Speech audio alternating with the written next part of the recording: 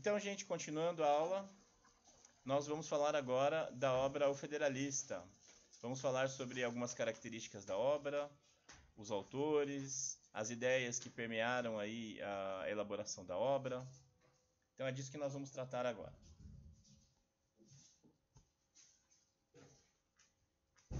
Então a gênese da obra. O Federalista é um livro, né, que reúne uma coletânea de 85 artigos que foram publicados em 1788 na imprensa de Nova York.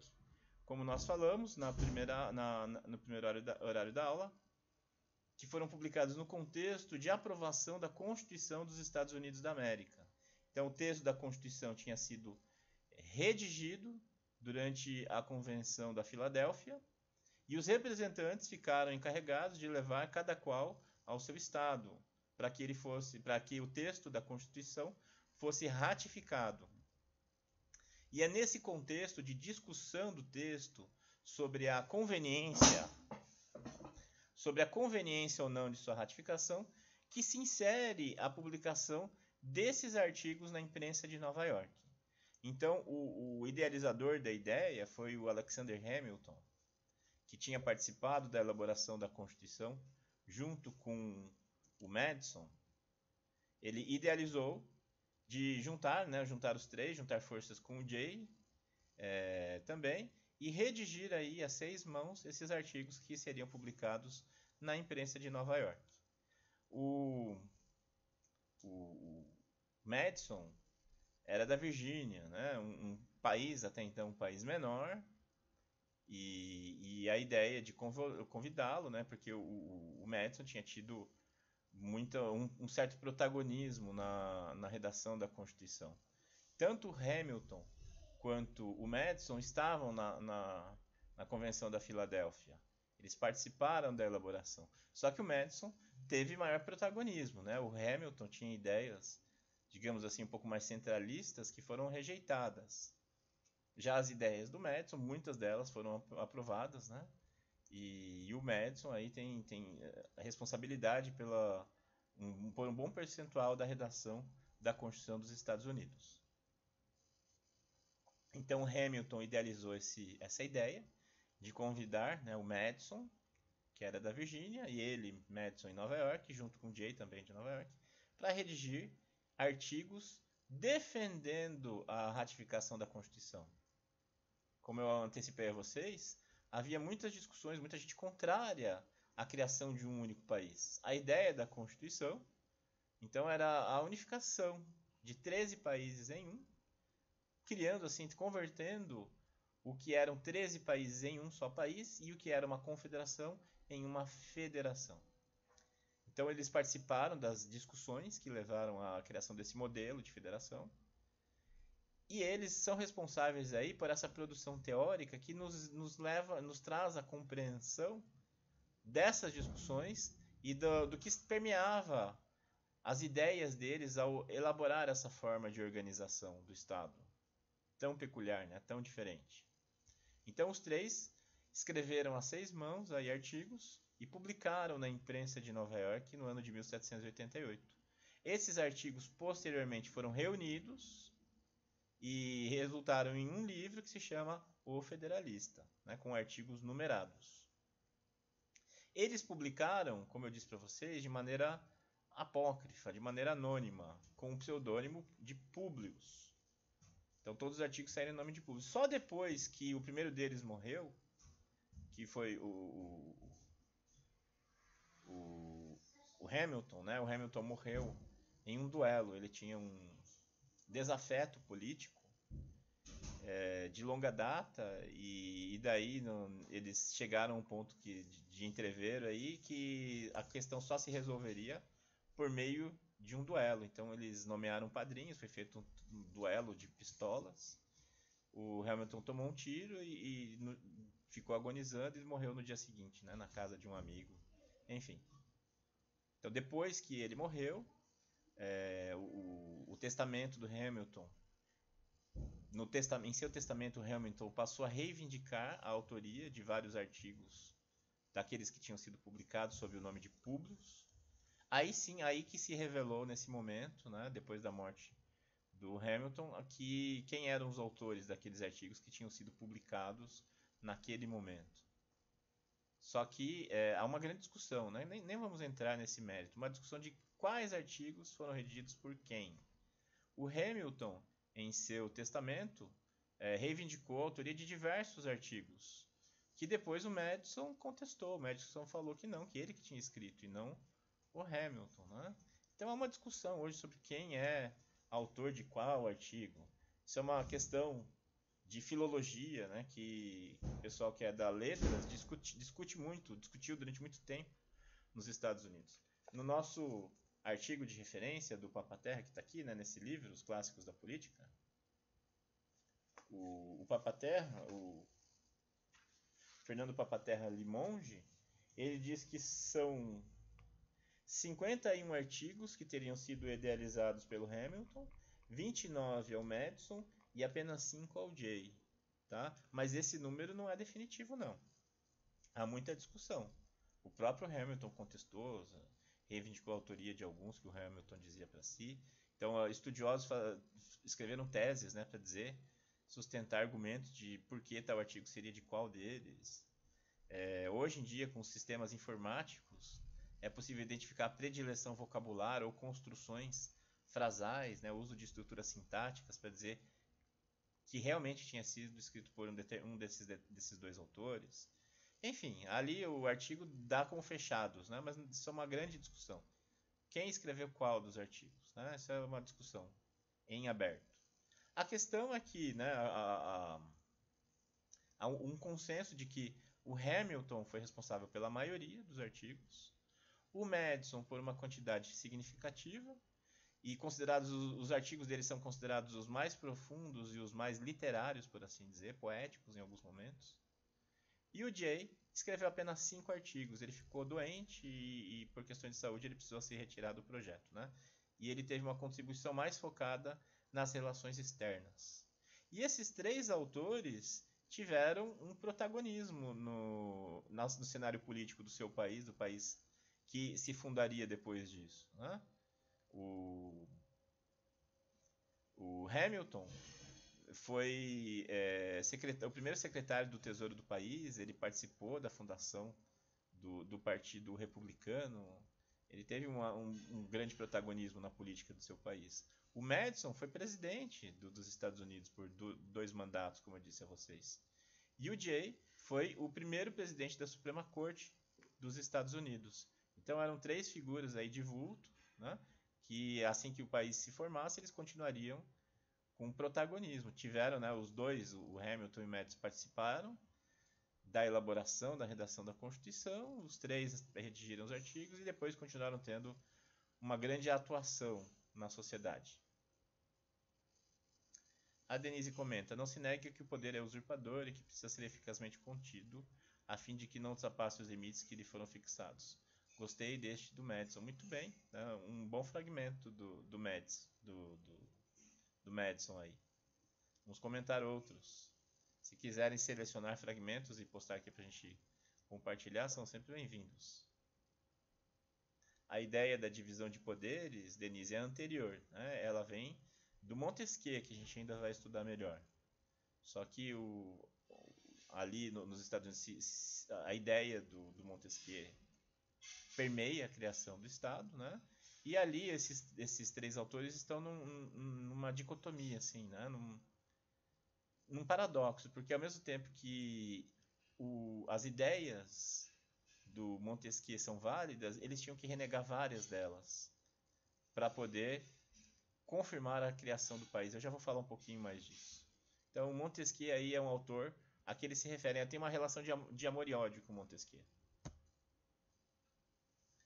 Aí uma estrutura, né, uma abordagem temática dos artigos 1 a 37. Depois que eles foram reunidos, eles passaram a formar um livro que é chamado de O Federalista, mas eles foram publicados em outra ordem na imprensa. Só depois que eles foram compilados e reunidos nessa ordem aí, né, que recebeu uma organização a posteriori, e hoje se atribui a autoria dos artigos, né, um por um os artigos, Mas eles foram organizados dessa maneira. Do artigo 1 a 37, problemas da confederação. Então eles fazem um diagnóstico de tudo que era problemático na confederação, que eram os Estados Unidos até esse momento. 38 a 51, princípios gerais da Constituição. Aí eles passam a falar a respeito da Constituição. E quando eles dissertam sobre isso, eles trazem tanto o que foi discutido lá na Constituinte, né, na Convenção da Filadélfia, quanto eles trazem os seus aportes particulares, a sua compreensão como cientistas políticos a respeito do fenômeno. Então a gente tem que ler o Federalista sob essa dupla ótica. É um relato do que foi discutido, né, um registro histórico do que foi discutido na criação, na redação da Constituição, tanto quanto um aporte teórico deles para esse debate. Duas coisas. E outra peculiaridade do Federalista, que eu vou falar melhor mais à frente, é que ele não é meramente uma obra teórica. É uma obra teórica que foi criada com o objetivo de ter aplicação prática imediata. Os artigos foram redigidos com o intuito de participação nos rumos da vida da sociedade naquele momento histórico. O que difere bastante de outras obras, né, de ciência política que nós vimos estudando, né, como por exemplo as obras do Platão, do Aristóteles, o próprio Príncipe do Maquiavel, que tinha uma visão bastante pragmática, mas não tinha um intuito de atuação imediata na vida social, né, nos rumos da sociedade. O Espírito das Leis, do Montesquieu, que era uma obra teórica. O Federalista é uma obra prática, é teórica e prática. Do artigo 52 a 61 trata da Câmara, eles tratam da Câmara dos Representantes, do 62 a 65 do Senado, 66 a 77 da Presidência, 78 a 83 do Judiciário, e do 84 e 85 são as considerações finais. Alguns dos principais artigos, os mais referidos, mas não se limitem a esses. O artigo 1 do Hamilton, que faz a apresentação da proposta. O artigo 10 do Madison, que ele trata da necessidade de um governo central forte e chama de facções os grupos de interesse. É um termo muito central na obra, né? Sempre que eles falam facções, a gente tem que entender como grupos de interesse. Por exemplo, os latifundiários, os industriais, os sapateiros, seriam grupos de interesses, né? Os artífices urbanos, eles seriam facções, eles formariam o que a gente chama hoje de grupos de interesse. Foi Madison quem criou a teoria dos freios e contrapesos. Assim, a ideia do refreamento dos poderes é do Montesquieu, assim, vem do Platão, né? Da antiguidade. Vários autores trataram dessa ideia de que um poder deveria refrear o outro. E não só em autores, em Roma era assim. Em Roma havia o Senado que não oposição, mas freava o poder primeiro dos cônsules e depois do imperador. Era uma espécie de contrapeso. Em alguns estados, né, algumas cidades-estado como Esparta, havia a Gerúsia, que era uma espécie de senado, uma casa alta, que fazia uma revisão das decisões da legislação, né? Então, uma casa alta. Então, havia essa ideia de freios e contrapesos, vem da antiguidade. Né? O Montesquieu criou um sistema de divisão de poderes, e a terminologia freios e contrapesos é da doutrina anglo-saxônica, né? Não dos federalistas. Se não me engano, vem do Locke e de outros autores britânicos, né? E não propriamente dos federalistas, Richard.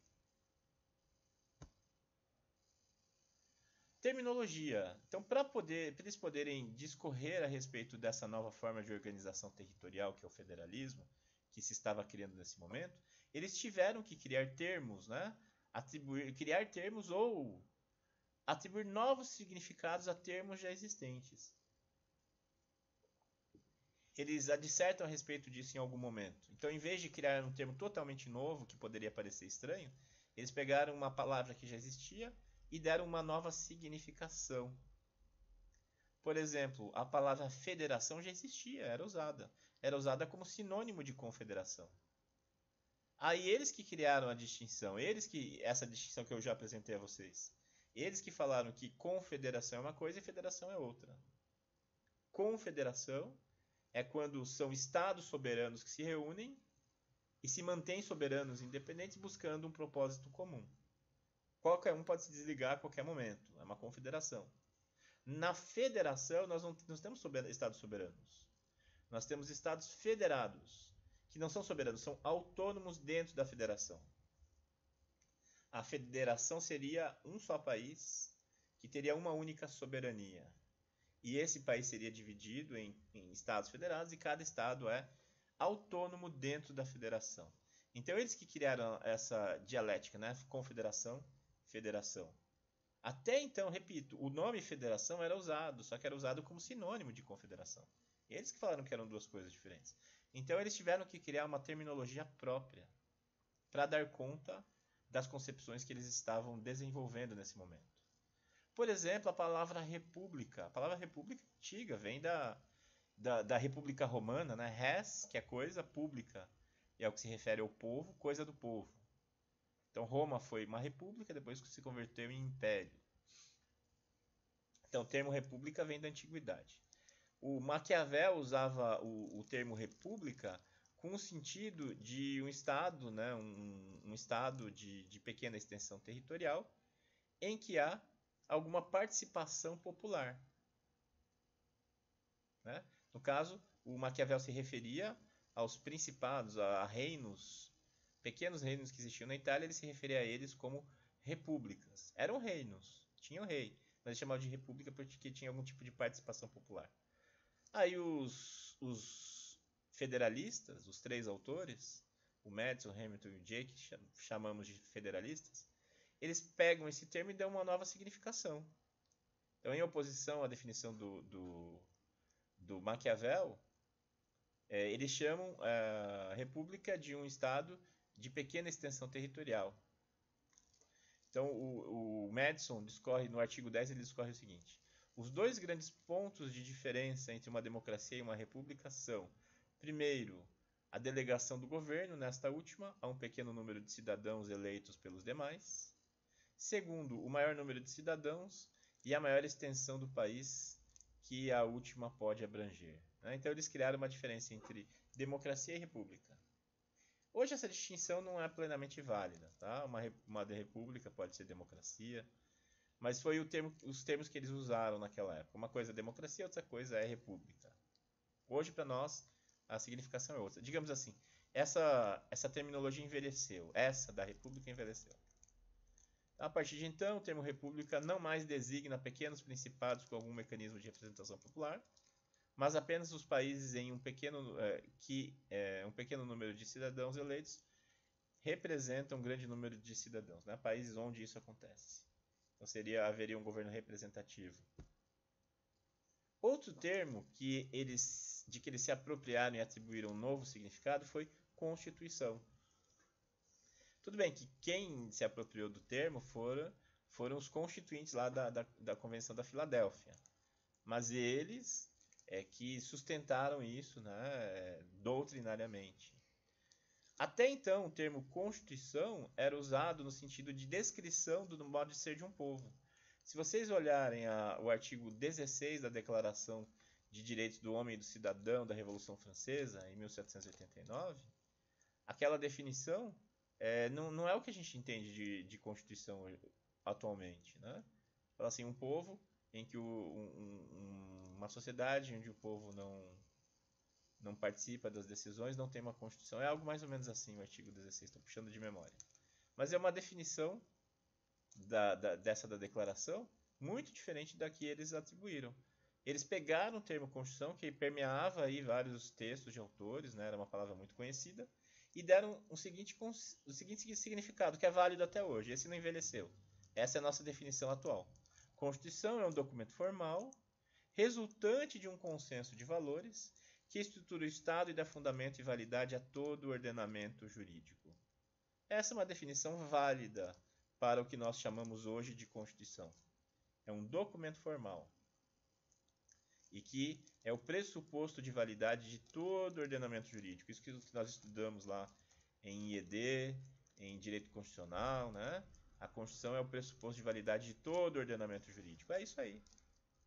E a Constituição resulta de um consenso de valores. Aquela sociedade chega a um consenso sobre quais são os valores que devem orientar o Estado, e esses valores são positivados no texto da Constituição. É isso. Está aí. A definição deles permanece válida. Federação. Até então era sinônimo de confederação. Passou a designar uma nova forma de organização. Estado que, embora dividido em entes autônomos, é dotado de um governo central forte. A adoção desse termo causou menos estranhamento do que teria sido a cunhagem de uma nova denominação. Imagina que eles criassem um termo completamente diferente, né? Nem consigo pensar aqui numa coisa. Pitix, né? Vamos criar uma Pitix. Que raios é isso? Então, eles preferiram usar um termo já conhecido e atribuir uma nova significação.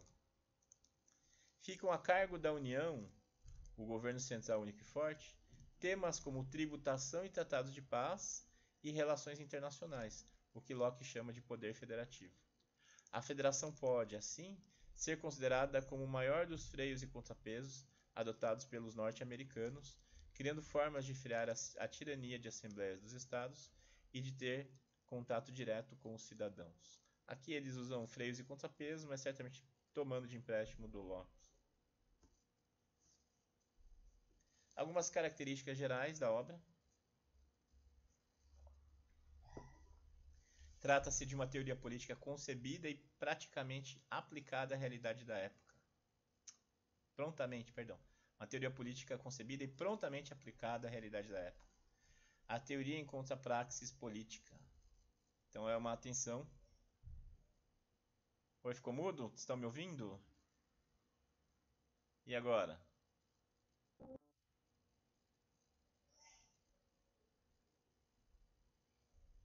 E agora, vocês me ouvem? Aqui está dizendo que meu áudio foi ativado. Agora sim, né?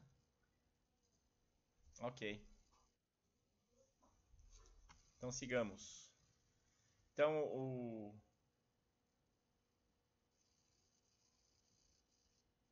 Ok. Vocês me ouvem? Vocês estão me ouvindo, gente? Então tá bom. Prossigamos. Então, o federalista seria uma situação em que a teoria encontrou a praxis na política. Porque a teoria nem sempre visa a percussão de se aplicar, né? A uma aplicação prática imediata. Nesse caso, sim. Um texto teórico, né? Concepções teóricas que buscavam a aplicação imediata. Então, é uma teoria abstrata, em tensão com a realidade concreta daquele momento histórico, vivenciado pelos seus autores. E esses autores, então, tinham uma relação de amor e ódio com autores antigos, autores anteriores que os precederam, como Montesquieu, como Locke e demais autores, né? Então, eles faziam críticas a Montesquieu e a Locke pela inadequação de suas ideias a um Estado com grande população e amplas dimensões territoriais. Para Montesquieu, a qualidade dos estados grandes era a força e a dos pequenos, a liberdade. Eu fiz aqui um quadro que resume a concepção do Montesquieu, que é o que os federalistas queriam superar. Eles queriam combater isso. Né? Porque muita gente dizia assim, não convém ratificar a Constituição, porque a Constituição vai criar um país grande, e países grandes costumam ser deletérios à liberdade individual. Vejam-se os exemplos europeus. As monarquias militarizadas da Europa eram países autoritários, monarquias absolutistas. Nós aqui não queremos criar mais um Estado militarizado grande. Nós queremos preservar a liberdade tão arduamente conquistada na Guerra de Independência. Era o argumento contrário à Constituição, né? E esse argumento era ancorado em ninguém menos que o Montesquieu. Então, o argumento do Montesquieu, que era usado aí, era o seguinte, né? Existiriam estados grandes e governos populares que o Montesquieu chama de repúblicas. O Os estados grandes teriam como virtude a força. Para que serve um estado? Qual é a grande vantagem? É ter a força. Poxa, o som tá difícil de novo, gente. Que pena.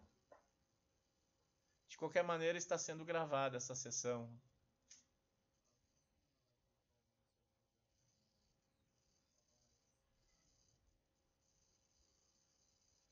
Então eu vou continuar, né? Se falhar, vão dizendo aí. Se falhar para muita gente, eu dou uma pausa aqui, tá? Mas enquanto estiver ouvindo a maioria, eu vou continuar, tá bom? Então a principal virtude dos grandes estados era a força, né? Para que serve um estado grande? Para ser forte. Eles também constituíam monarquias militarizadas. E neles a ameaça à liberdade vinha do poder executivo, ou seja, à luz da concepção do Montesquieu, o poder executivo é aquele que executa, o poder legislativo é aquele que cria a lei, o poder judiciário é aquele que julga. Então, por Montesquieu, a ameaça à liberdade vinha do poder executivo, vinha do rei, vinha do soberano, do monarca, de quem exercia o poder, né? Quem executava a lei. Então é assim que entendia Montesquieu. E ainda, segundo Montesquieu, os governos populares tinham como virtude a liberdade. Para que serve um governo popular, né? Uma pequena república, um pequeno país? Para as pessoas terem liberdade. Então, nos grandes países, nós tínhamos estados absolutistas, opressores. A democracia, a liberdade só podia ser cultivada nos pequenos países, segundo Montesquieu. O problema dessas pequenas repúblicas era a sua fragilidade externa. Estavam vulneráveis a serem conquistados, derrotados por países maiores, por vizinhos instáveis, né? E vizinhos inimigos. E o Montesquieu dizia que esses países, essas repúblicas, poderiam ter sucesso dependendo da virtude do seu povo. Se fosse um povo virtuoso, esse pequeno país poderia ter um bom desenvolvimento. Então seria um povo virtuoso, um povo que está menos ligado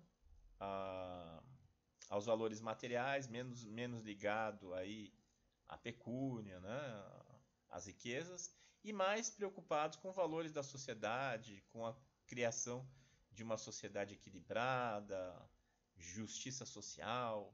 Ele não usa esse termo, mas é a ideia geral que permeia aí a concepção do Montesquieu.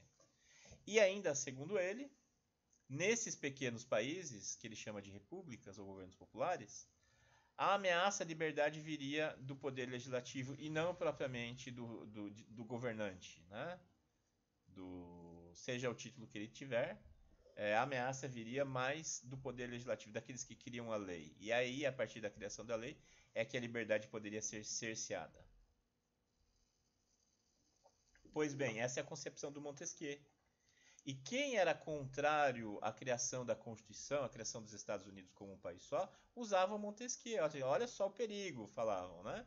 Se a gente criar um grande país aqui juntando 13 países, vai ser mais uma monarquia absolutista, mais um país militarizado, onde nós não vamos ter liberdade. Então é melhor nós continuarmos pequenininhos, né? Alguns até condescendiam. Falava assim, em vez de criar uma grande federação, vamos criar 2 ou 3 ou 4 países, vamos juntar ali aos poucos e criar 3, 4 países em vez de um só, para serem países médios e não um grande país, né? Havia de tudo. A questão é que essas concepções eram contrárias à ratificação da Constituição, e era isso que os federalistas tinham que enfrentar. Eles tinham que se opor a essa concepção do Montesquieu, que era usada pelos detratores da Constituição. E o que os federalistas fizeram? Eles, para superar esse paradigma do Montesquieu, eles criaram um novo paradigma, uma nova classificação. Se vocês leram lá os artigos do Federalista separados lá no texto, vocês verão que eles dissertam sobre democracias puras e repúblicas. Há essa distinção.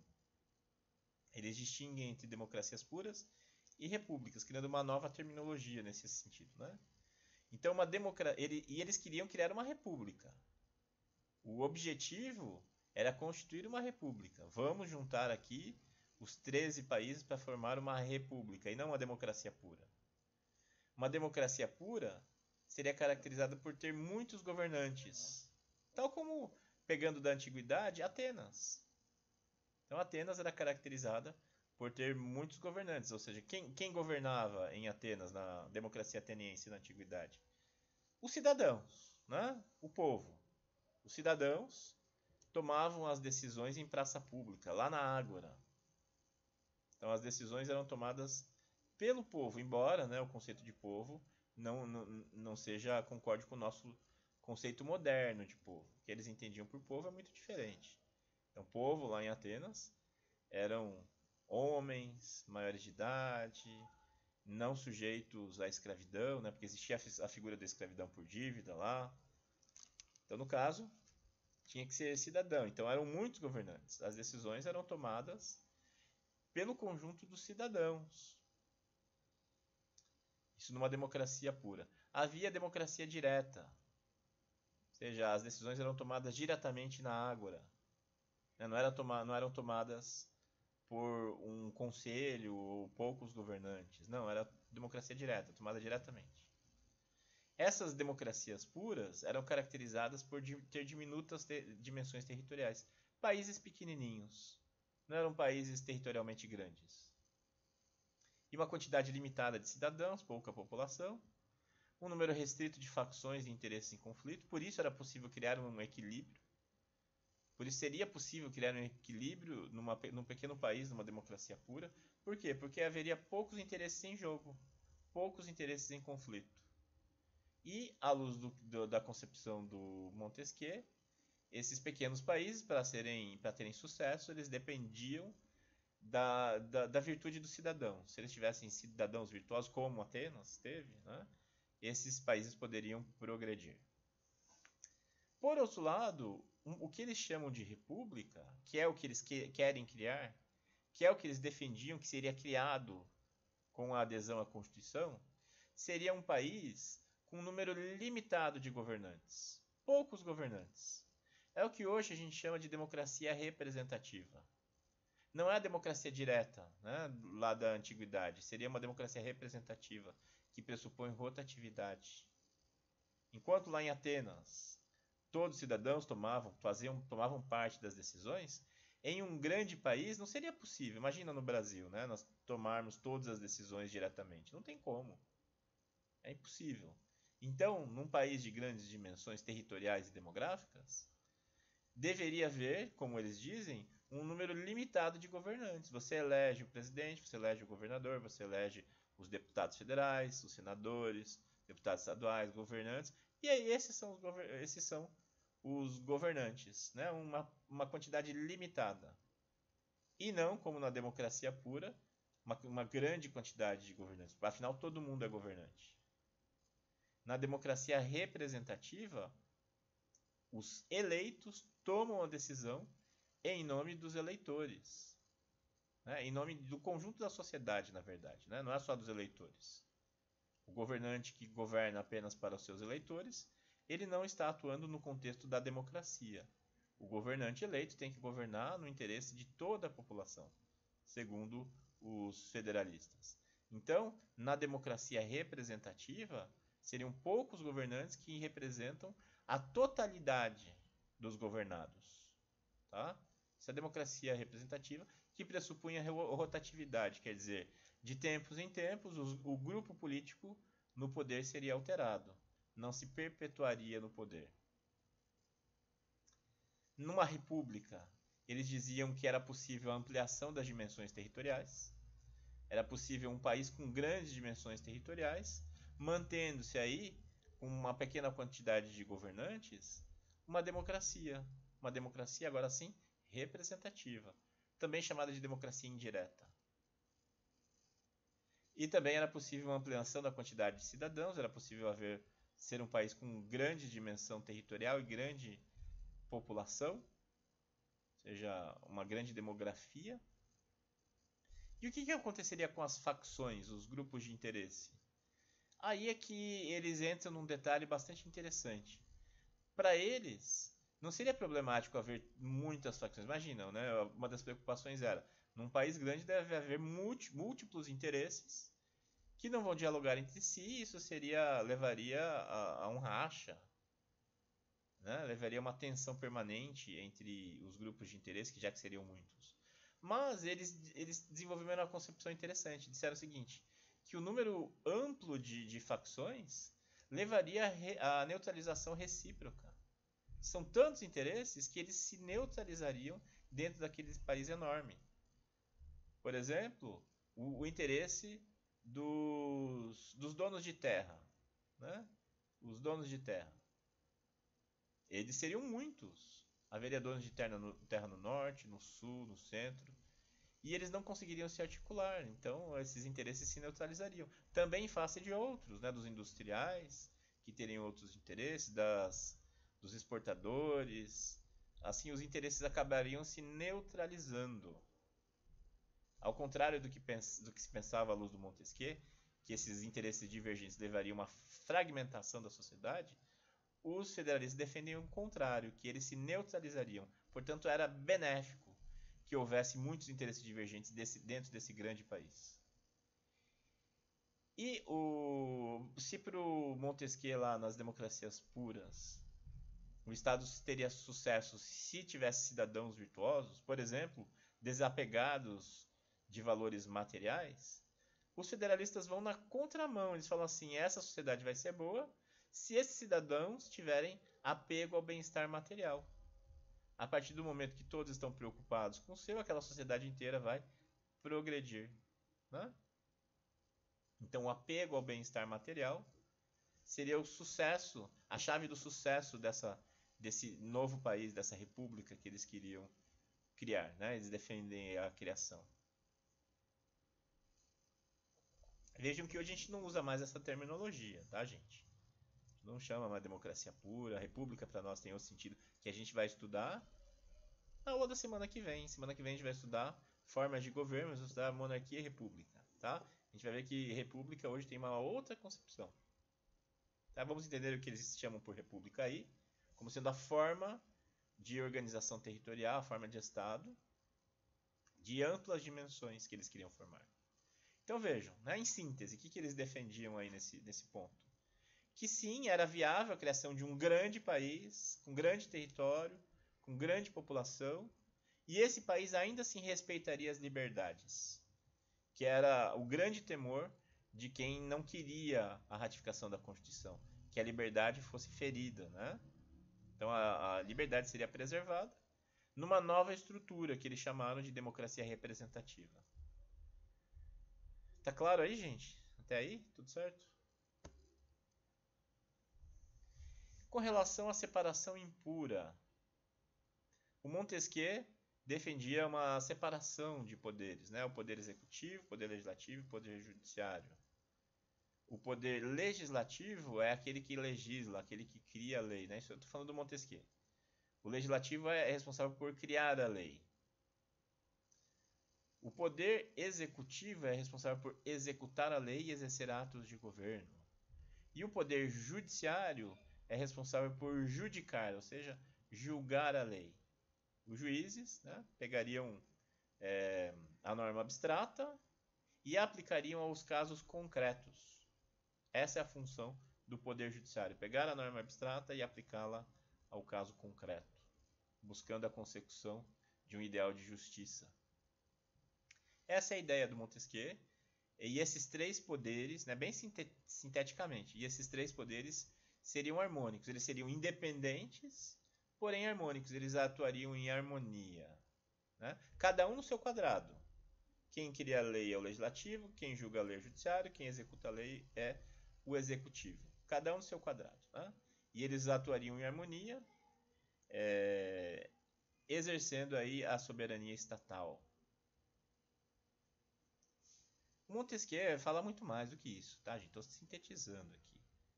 Por exemplo, o poder legislativo, o Montesquieu entendia que deveria ser exercido, o poder judiciário, o Montesquieu entendia que deveria ser exercido pelos nobres. Por que o Montesquieu achava que os nobres deveriam ser os juízes? Ele argumenta assim, hoje a gente lê, parece ingênuo, né? A gente lê lá o Espírito das Leis. Ele falava assim, os nobres têm fonte de renda, eles são donos de terra, então, portanto, eles têm maior desapego material. É ingênuo, né, gente? Então, pelo fato deles já serem bem guarnecidos, eles não seriam corruptíveis, eles teriam mais fibra moral. Enfim, a gente sabe que tudo isso é ingenuidade, é coisa de um país utópico. Mas eles diziam isso, né? Os nobres, por terem já terem ali condições materiais para isso, e porque eles eram alfabetizados, eles sabiam ler e escrever. Quem sabia ler e escrever na época, né? Lá no século XVIII. Então Montesquieu aprofundou muito pouco sobre o judiciário. Os federalistas vão muito além. Os federalistas pegam isso, né, onde Montesquieu deixou a bola quicando, e eles vão muito além e fazem todo um desenvolvimento sobre o que deve ser o poder executivo, legislativo e judiciário, sobretudo o judiciário. Os aportes deles para o judiciário, né, são assim, de outro nível. Foram muito além do que o Montesquieu preconizou. Com relação à separação de poderes, essa separação de poderes do Montesquieu, que é cada um no seu quadrado, o legislativo legisla, o executivo executa, o judiciário julga, os federalistas defendiam uma separação impura de poderes. Não é cada um no seu quadrado. O poder executivo também tinha que ter funções legislativas e também tinha que ter funções judiciárias. O poder judiciário tinha que ter funções executivas e também legislativas. E o poder legislativo tinha que ter funções executivas e também funções judiciárias. É o que a gente chama de separação impura de poderes. Então, um trecho aí. A novidade nos artigos fica com a introdução de equilíbrios e controles legislativos, ou seja, com a instituição de uma separação de poderes impura. Assim, a competência legislativa não caberia apenas ao Congresso e às Assembleias dos Estados, mas também ao presidente, que possuiria o poder de vetar projetos do Congresso. Vejam, o presidente teria uma atuação legislativa. Haveria também uma certa interferência do judiciário na produção legislativa, visto que aquele é agora não mais um poder neutro, mas sim o guardião da Constituição, tendo o poder de declarar contra o sentido da Constituição leis do Legislativo e atos do Executivo. Né? Então os federalistas passaram a defender aí essa separação impura. Esse exemplo aí. Leis que fossem criadas contrariamente à Constituição, o judiciário ia declarar inconstitucionais. O judiciário não cria lei, mas ele veta leis que sejam contrárias à Constituição. O judiciário passaria a ser o guardião da Constituição, sobretudo a Câmara, né, como eles chamam? A Suprema Corte. A Suprema Corte é de guardiã da Constituição, é quem defende a Constituição. Aqui no Brasil, o guardião da Constituição é o STF, é o nosso Supremo. A gente pode dizer assim, o Supremo é o último que tem o direito de errar. Tá?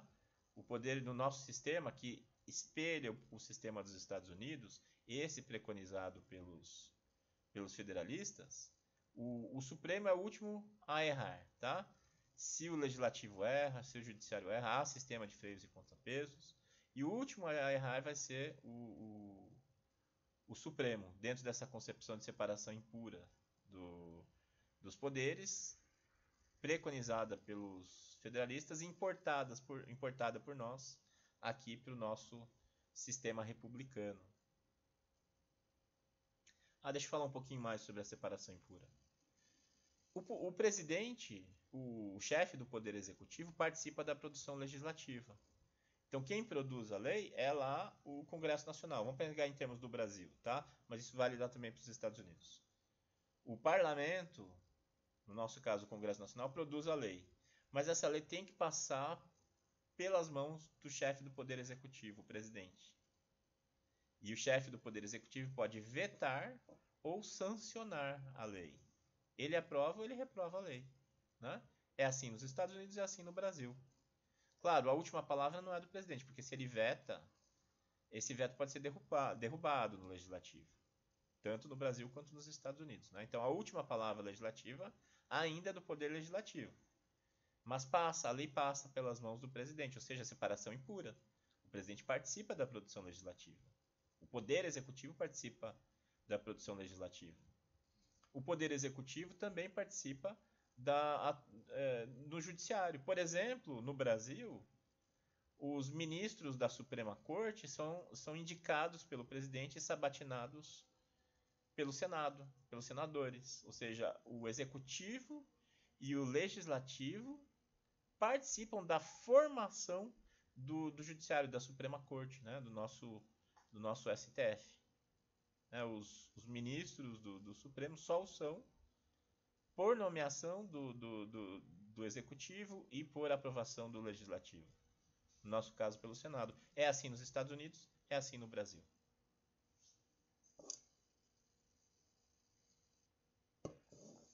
O Poder Legislativo tem funções judiciárias. Por exemplo, julgando o impedimento do chefe do Poder Executivo, que a gente usa por aqui com o termo em inglês, o impeachment, né? Que é um impedimento. Quem julga o processo de impeachment não é o STF, é o Legislativo, no nosso caso, o Congresso Nacional. Claro, em sessão presidida pelo presidente do Supremo, né? Mas quem julga é o Poder Legislativo. O Poder Legislativo pode fazer o impedimento do chefe do Poder Executivo e dos seus auxiliares, os ministros. Os ministros podem ser impeachmentados também. Tanto ministros de Estado quanto ministros do Judiciário, né? Ministro do STF, dos Tribunais Superiores. Há processo de impeachment, né? Previsto aí pelos federalistas e implementado nos Estados Unidos e implementado no Brasil. Está faltando o quê? O legislativo tem função judiciária, o legislativo tem função executiva. O legislativo também contrata, o legislativo também tem polícia. Tem a polícia legislativa lá, que aliás eles recebem salários vultosos, né? Um agente de segurança lá, ou ascensorista, sabe o que é ascensorista? Né? Aquele que aperta o botão do elevador para subir e para descer. Ascensorista, na Câmara dos Deputados, a última vez que eu vi, deve ter uns 10 anos, recebia 20 mil reais. Né? Então isso é a função típica do executivo, contratar pessoal. E o legislativo o faz, então ele tem alguma função executiva. E o judiciário? O judiciário participa da função legislativa, como a gente leu aí, fazendo controle de constitucionalidade. Não é usado com esse termo aí, a gente usa esse termo hoje no direito constitucional. Controle de constitucionalidade. Toda lei que for produzida pelo legislativo e junto com o executivo tem que estar de acordo com a Constituição. E quem vai dizer se está de acordo com a Constituição ou não? O Poder Judiciário. Tá? Então o Judiciário interfere na produção legislativa. E o Judiciário também tem funções executivas. Também contratando pessoal, também praticando atos de gestão, coisa que a gente estuda lá em direito administrativo. Então é isso. Essa é a separação impura de poderes preconizada pelos federalistas, que é válida até hoje, né? A ideia de separação de poderes que veio, né, foi organizada pelo Montesquieu, com base em vários exemplos do passado, os federalistas aperfeiçoaram e é esse modelo que a gente usa. Essa separação impura que é válida para nós e nos países que adotam o federalismo. Outras características aí que os federalistas apontam. Juízes vitalícios que só perdem seus cargos por má conduta. Estão vinculados ao Estado, não ao governo. Estabilidade do poder judiciário e da burocracia. Lembra que eu falei há pouco sobre a ideia do Montesquieu para o judiciário? Os juízes deveriam ser nobres, né? Pessoas sem interesses materiais, pessoas com altivez de valores, enfim, utópico. Mas é o que Montesquieu fala lá no Espírito das Leis. Claro que com outras palavras, né? Estou sendo bem simplista aqui. Os federalistas desenvolvem uma ideia muito melhor para o judiciário. Em vez de serem nobres, pessoas de altos valores, sem interesses materiais, eles seriam funcionários, seriam contratados, vinculados ao Estado, né? E não ao governo. Qual a diferença? Governo é transitório, é o conjunto de pessoas que exercem o poder num determinado momento. E na democracia há aquela ideia de rotatividade que falei há pouco. Né? Os grupos são transitórios, eles se sucedem no poder, eles não se perpetuam. Porque se perpetuassem, aí seria um desvirtuamento da democracia. E esses juízes não seriam nomeados pelo governo, né? Para quê? Para não serem corrompidos, para não apoiarem aquele governo que os nomeia. Seriam vinculados ao Estado, né? O que aqui no Brasil a gente implementa como funcionário público. Opa, isso aí, governos são comissionados, estados são os concursados, podemos sintetizar dessa maneira. Os juízes hoje são concursados, né? E mais, eles têm que ser cargos técnicos, não é qualquer pessoa que pode ser juiz. Tem que ser alguém que tem um estudo técnico. Que estudo técnico precisa ter? Ser formado em direito, né? E passar no concurso público, que é um dos concursos públicos mais difíceis, mais concorridos que nós temos, que é o concurso da magistratura. Claro, os federalistas não falam isso, é o jeito que a gente implementou aqui no Brasil. Mas lá, então, a ideia é que os magistrados, os juízes, fossem vinculados ao Estado, não ao governo. Porque se fossem vinculados ao governo, né, o governo troca o juiz e nunca vai ser julgado, né, sempre vai ter pessoas do seu apoio. Então a ideia é vincular esses juízes ao Estado. Criar estabilidade do poder judiciário, quer dizer, inamovibilidade, perpetuidade, né, vitaliciedade. O juiz vai ficar vinculado a um posto e não vai ficar sendo transferido contra a sua vontade, porque seria uma forma de punição. Então, inamovibilidade, o juiz fica onde ele está, ele só sai se ele quiser. E da burocracia. Juízes vitalícios, hoje a gente tem aqui uma ideia semelhante, né, de vitaliciedade, mas no caso tem a expulsória, como chamam, né, que é a aposentadoria compulsória aos 75 anos. E aqui no Brasil, infelizmente, os juízes não perdem seus cargos por má conduta. Não perdem. O que acontece é, se um juiz se comporta mal, cometendo crimes, é a aposentadoria compulsória. Ele vai ser aposentado, ele vai receber salário integral como juiz pelo resto da vida. Tem que pisar muito na bola, como aquele juiz de alguns anos, o juiz Lalau, né, que era presidente de um tribunal em São Paulo que desviou milhões e milhões, mancomunado aí com uma quadrilha. Ele foi pego, foi muito comprovada a participação dele, e ele estava preso, não sei se está ainda. Assim, é um caso único, gente. Juiz no Brasil não perde o cargo. Lamentavelmente. Senado, o que eles dissertam? Enquanto a Câmara representa de forma mais fiel os anseios do povo, o Senado deveria representar os mais capazes do país, sendo, de certa forma, uma casa mais conservadora, com ideais e valores mais altos, apresentando um controle sobre a produção da Câmara dos Representantes. Olha aí a diferença entre a casa alta e a casa baixa.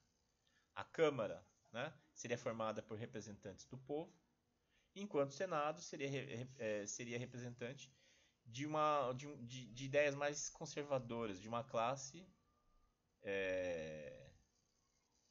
no caso a gente representa, os senadores representam o Estado. No Brasil, os senadores representam o Estado. São 3 senadores que representam o Paraná, 3 senadores que representam São Paulo, 3 senadores que representam a Bahia. Enquanto que os deputados representam o povo dos estados. Nós temos 30 deputados que representam o povo paranaense, 70 deputados que representam o povo paulista, 8 deputados que representam os sul-mato-grossenses. Né? Então a ideia para os federalistas é que, enquanto a Câmara Baixa ela é mais popular, ela é mais suscetível à demagogia, a ser controlada por interesses, né? A Casa Alta, que é o Senado, ela seria vinculada a valores mais altos, seria mais conservadora e com valores mais altos, e por isso ela faria a revisão das decisões tomadas pela Casa Baixa, pela Câmara dos Representantes. Tá? No Brasil é a Câmara dos Deputados e o Senado. A Câmara dos Deputados é a casa iniciadora, o Senado é a casa revisora. Nós seguimos ao pé da letra isso que os federalistas falam.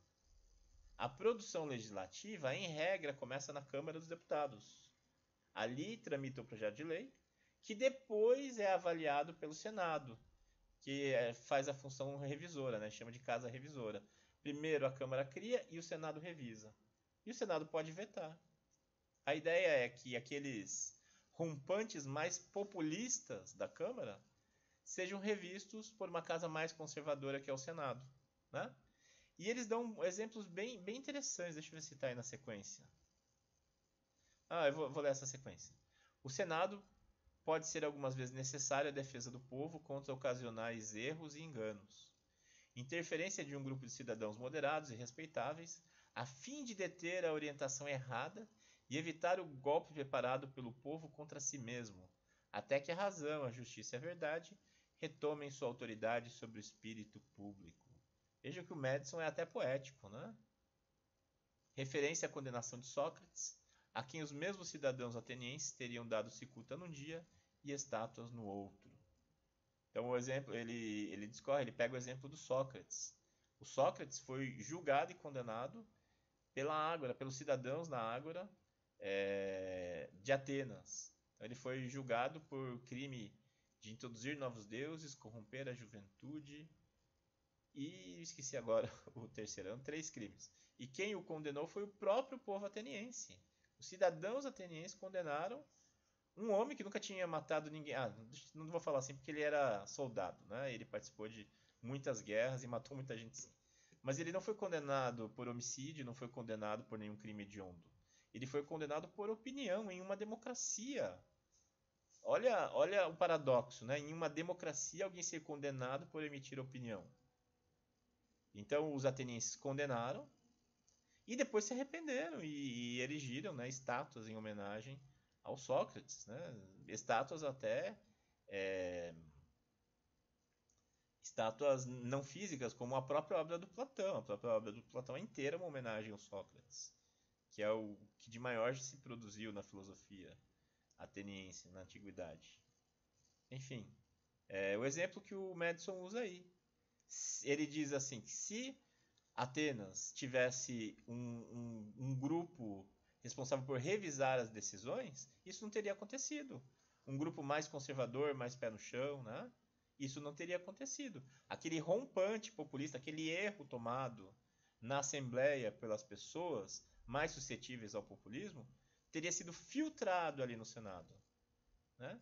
Então isso, como ele diz aí com belas palavras, seria a intervenção de um grupo, vale a pena ler de novo, seria a intervenção de um grupo de cidadãos moderados e respeitáveis, a fim de deter a orientação errada e evitar o golpe preparado pelo povo contra si mesmo, até que a razão, a justiça e a verdade retomem sua autoridade sobre o espírito público. Eu acho lindo isso aí.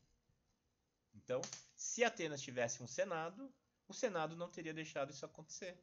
A condenação de Sócrates a tomar cicuta, que é uma condenação à morte, não teria passado por um Senado. Um grupo de cidadãos de valores mais altos, como ele diz aí, né? Mais centrados, menos sujeitos ao populismo. Aí eles não falam assim que eu interpreto. O Andrei pergunta, você acha que isso pode mudar no futuro com relação aos magistrados? Olha, tudo depende, Andrei, de se reformar o Estado. O Estado não é perfeito. Não existe Estados perfeitos, né? A gente vai ler aqui uma frase, se não me engano, do Hamilton. Não, é do Madison mesmo. Que se nós fôssemos anjos, não haveria necessidade de Estado. Então é preciso aperfeiçoar as estruturas do Estado, reformá-lo permanentemente. Isso, essa pauta, né, de não poder condenar de maneira nenhuma um juiz, eu acho que tem que ser revisto em algum momento. Tem que ser revisto, sim. Né? Juízes que cometem crimes são aposentados compulsoriamente, não pode ser assim. Claro, eu não me refiro à politização da atuação do juiz, isso é outra história. Não estamos entrando nesse mérito. Estamos falando de juízes que cometem crimes, né? E que não são punidos, eles são punidos com aposentadoria. Que punição é essa? É disso que eu estou falando, tá? Olha aí a frase do Madison, que eu dizia. Mas o que é o próprio governo, se não a maior das críticas à natureza humana? Se os homens fossem anjos, não seria necessário governo algum. Se os homens fossem governados por anjos, o governo não precisaria de controles externos nem internos. Isso resume, né? Então, a própria existência de um governo já mostra como nós somos imperfeitos. Nós precisamos criar uma forma humana de gerenciar aí a nossa imperfeição por meio de um governo. Né? Se nós fôssemos todos perfeitos, fôssemos anjos, não seria necessário nenhum governo. O federalista é ainda uma teorização política eminentemente moderna que abandona os exemplos da antiguidade. Os autores imediatamente precedentes, aí, o Montesquieu, o Locke, o Maquiavel, o Hobbes, eles utilizam exemplos da antiguidade a exaustão, tudo eles ficam citando, né? Atenas fez isso, Esparta fez aquilo, Guerra do Peloponeso, Roma fez isso, então, o Egito fez aquilo, ficam usando exemplos da antiguidade, né? De outra época, para ilustrar as suas ideias, né? O Alexandre o Grande agiu de tal maneira, né? Os macedônios agiram de tal maneira. Se vocês pegarem o Maquiavel, vocês vão ver que o Maquiavel adora exemplos assim. O que os federalistas fazem é abandonar esses exemplos. Não, vamos ver de outra maneira. Esquece isso da antiguidade, né? Vamos ver situações práticas, problemas atuais, configuração atual dos estados. E ali que a gente já discorreu a respeito, né? A ideia não é eliminar facções, e sim neutralizá-las. Não tem como combater as facções, e sim deixá-las neutralizarem-se mutuamente. Então, com maior território, há mais grupos de interesse, que eles chamam de facções, que se neutralizariam mutuamente. Oligarquias agrárias, por exemplo, né? Existiriam tantos donos de terra que os seus pleitos entrariam em conflito e se neutralizariam. Os donos de terra do norte têm interesse diferente dos donos de terra do sul. No sul se planta algodão, no norte se planta trigo, né? São interesses bem diferentes. E esses interesses entrariam em conflito e eles acabariam se neutralizando, né? Isso não geraria uma fragmentação do país. Pelo contrário, criaria um equilíbrio desejável dentro desse sistema, segundo os federalistas. E passamos às nossas considerações finais, né? Esse foi um apanhado aí bem grande do que é essa obra, o Federalista. E vamos comentar algumas coisas, né? O federalismo não é perfeito, o federalismo tem problemas. O pacto federativo, como eu já falei para vocês em outra oportunidade, na aula da semana passada, é aquela divisão de competências que é feita num certo momento e que a ideia é que o pacto federativo não seja revisto, mas volta e meia a gente se depara com situações, com problemas do federalismo, como o pacto federativo, que precisa de uma revisão, precisa de reconsiderações, né? E isso é resolvido pelos poderes constituídos, pelos legisladores, pelo constituinte. Então é normal que haja. O sistema é aperfeiçoado e tem seus mecanismos. Só que às vezes surgem problemas que não são resolvidos de acordo com o disposto na Constituição, com os costumes, com a prática política. Às vezes são problemas do federalismo que a gente não encontra solução na experiência. Onde que a gente pode encontrar, né, nessas situações de impasse muito grande? A gente encontra no Federalista, nessa obra. Nós temos que ver essa obra como um suporte teórico, mas também com uma dimensão prática bastante assertiva, bastante exercida até hoje. Isso não é só no Brasil, né?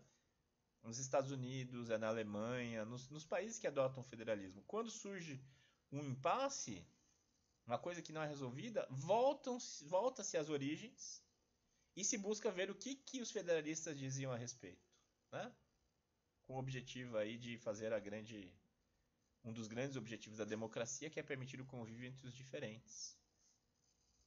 Então, um exemplo prático para vocês de impasse foi o que ocorreu no impeachment da presidente Dilma, quando o José Eduardo Cardoso, que até então era ministro da Justiça, daí ele saiu do ministério para defender a Dilma, ser a representante da Dilma no processo de impeachment, ele entrou numa discussão com o presidente da comissão do impeachment da Câmara sobre como deveria ser conduzido o processo, se deveriam ser princípios do direito penal ou não, se o processo de impeachment era um processo político ou era um processo penal. Olha só que interessante, gente. O processo de impedimento da presidente ia seguir os princípios do direito penal ou ia seguir princípios políticos? Essa foi uma discussão. Uma discussão. E onde você vai encontrar isso? Não está na Constituição. Isso não está na experiência, não está no impeachment do Fernando Collor de Mello, que na verdade não foi bem um impeachment, né? O Collor, ele abdicou antes de sofrer o processo de impeachment. Foi aberto o processo de impeachment, daí ele abdicou. Então ele não foi impeachmentado propriamente, né? Então a Câmara, quando a Câmara votou e aprovou, a gente chama de processo, processo de admissão. Não é bem esse o nome, não me lembro agora. Mas a Câmara autoriza o processo e quem julga é o Senado. O que aconteceu no Collor foi que a Câmara aprovou o processo, a abertura do processo, e antes que o Senado começasse a julgar, o Collor abdicou. Tá? É isso que a gente chama de impeachment do Collor, que não foi exatamente um impeachment, ele abdicou. Mas ele foi penalizado, ele teve seus direitos políticos suspensos e tal, a despeito da abdicação. Então a gente não tem princípios lá do processo do Collor para orientar o processo de impeachment da Dilma. Onde que a gente ia encontrar isso? Não está na Constituição, não está na jurisprudência, não está nos costumes, não está na equidade, não está na analogia, não está na lei, não está em nenhum das fontes do direito. Vocês já devem ter estudado fontes, né? Onde que a gente vai encontrar das fontes do direito? Né? Nas fontes do direito, lá quem que vocês estudam aí em fontes do direito? Miguel Reale? Vocês estudam Miguel Reale? Pro Miguel Reale. Oi? Fala, pode falar.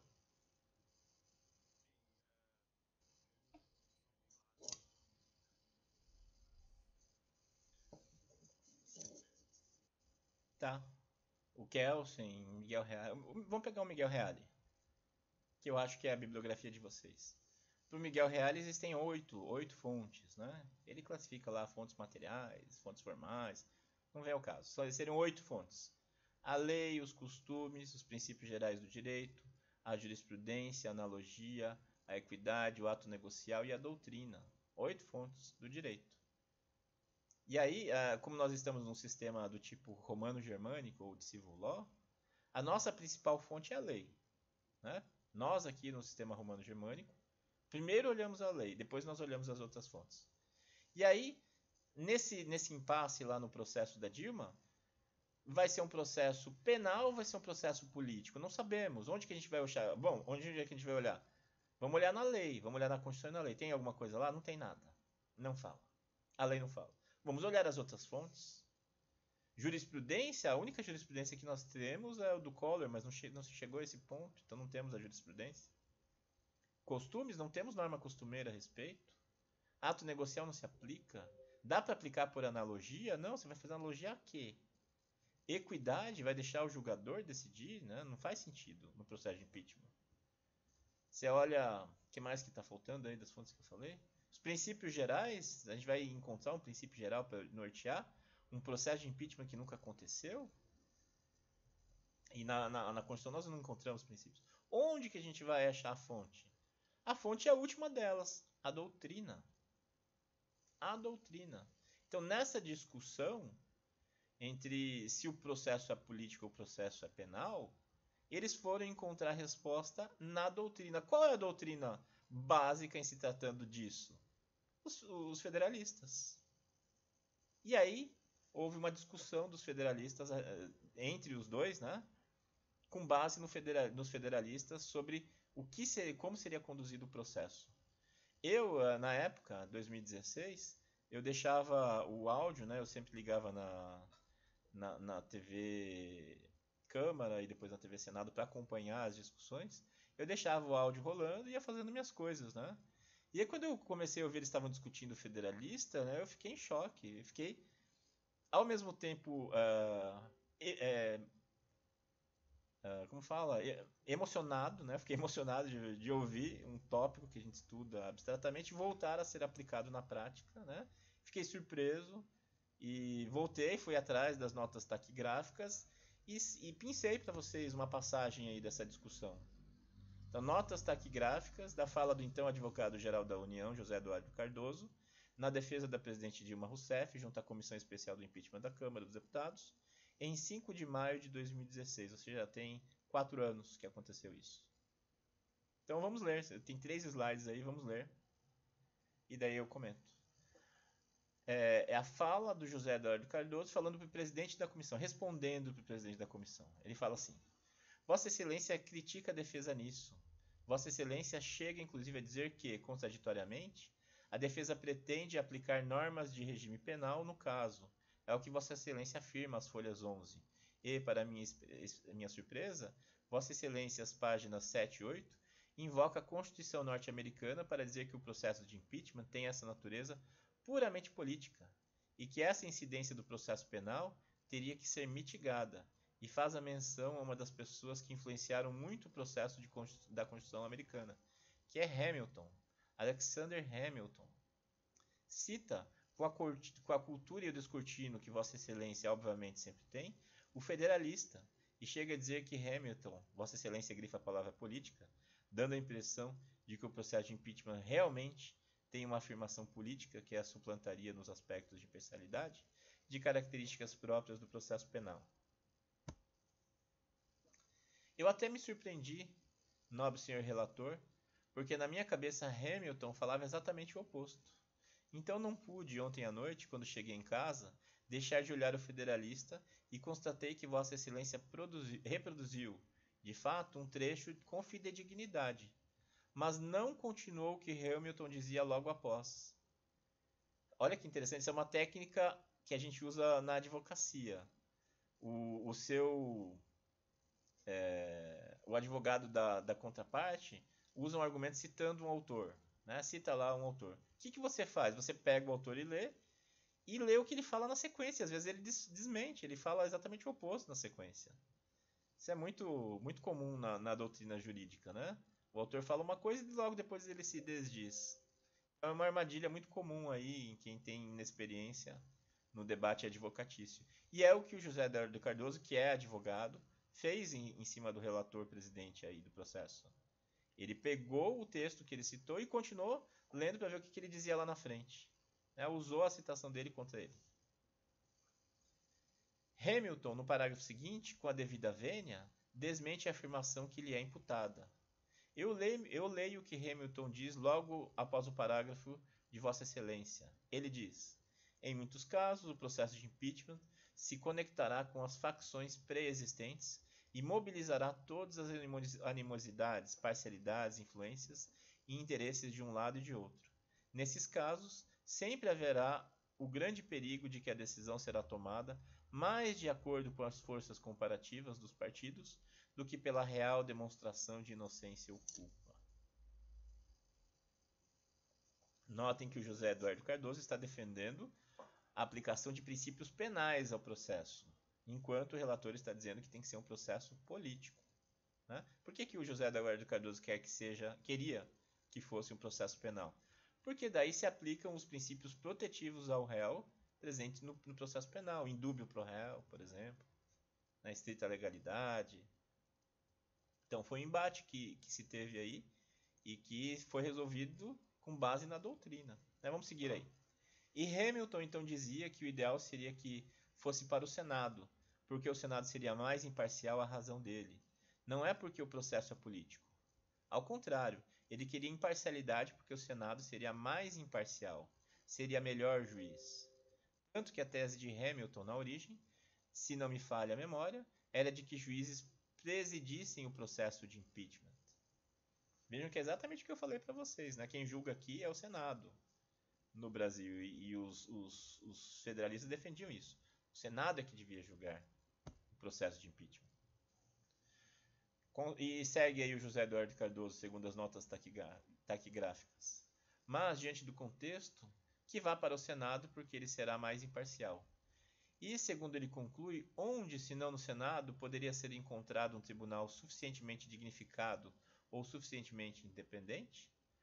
Qual outro órgão seria mais capaz de sentir a confiança suficiente em sua própria situação para preservar, sem assombros e sem influência, a necessária imparcialidade entre o indivíduo acusado e os representantes do povo seus acusadores?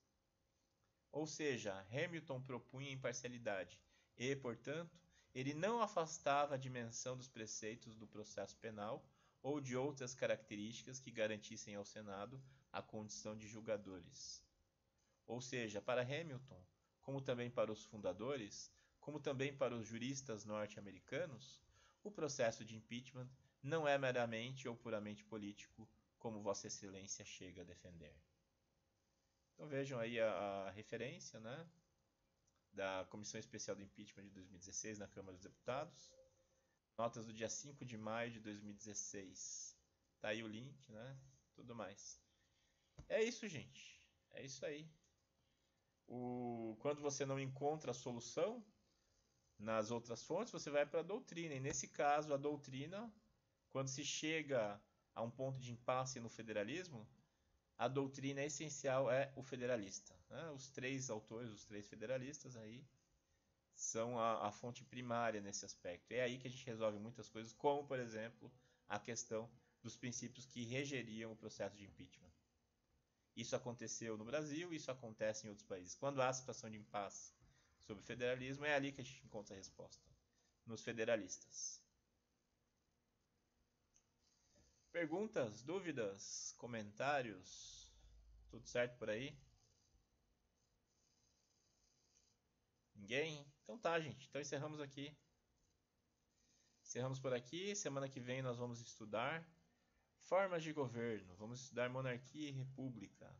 Vamos ver as monarquias da Commonwealth, vamos ver os diferentes tipos de monarquia, vamos ver o conceito moderno de república. Nós vimos aí alguns conceitos de república dos federalistas, do Montesquieu, mas que são datados. Vamos ver o que nós entendemos modernamente por república na semana que vem e o que são monarquias, como funcionam.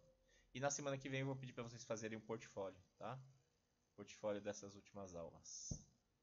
Ok, gente? Então tá, encerramos aqui. Obrigado pela atenção. Boa noite para vocês. Até semana que vem.